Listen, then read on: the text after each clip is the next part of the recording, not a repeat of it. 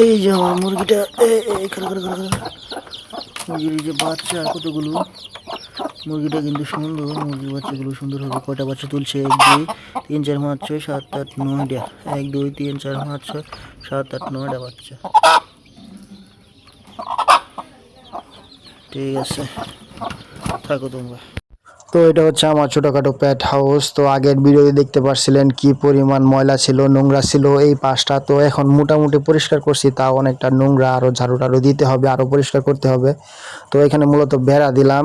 তো বেড়া টেড়া দিয়া মূলত একটা এরিয়া বানাই দিলাম হাঁস মুরগি এখানে থাকার জন্য, যাতে বাহিরে টাহিরে না যাইতে পারে, বাহিরে গিয়ে অনেক ডিস্টার্ব করে। তো এই যে দেখেন আমার কয়েকটা বড় হাঁস, এগুলো হচ্ছে চিনেনি তো আপনারা, রাজহাঁস বলে না, মূলত চায়না হাঁস বলে।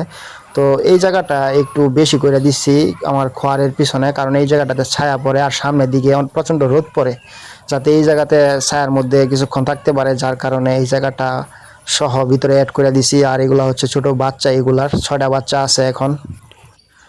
আর এই বেড়াটার মধ্যে একটা গেটও বানিয়ে দিছি, যাতে ভিতরে সহজে প্রবেশ করতে পারি।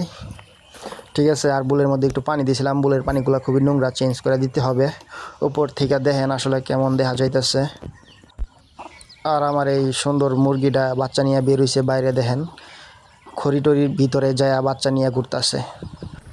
ঘরের ভিতরে যে পরিবেশটা, এটা খুবই অবস্থা খারাপ ছিল, ময়লা টলা অনেক কিছু ছিল। ঠিক আছে, ওটাও পরিষ্কার করছি, বাহিরে বেড়া টেড়াল সব কিছু তো দিয়ে দিছি, দেখছেনই। ঠিক আছে, এটাকে আরও মোটামুটি পরিষ্কার করে একদম চকচকা বানায় ফেলবো।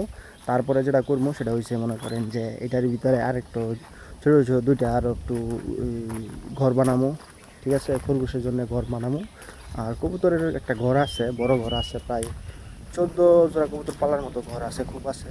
ওইটার ওই ভিতরে সেট আপ করে দিব আর কি। এই হচ্ছে পরিকল্পনা, দেখা যাক আস্তে আস্তে। সামনের হাটে যা খরগোশ আনবো,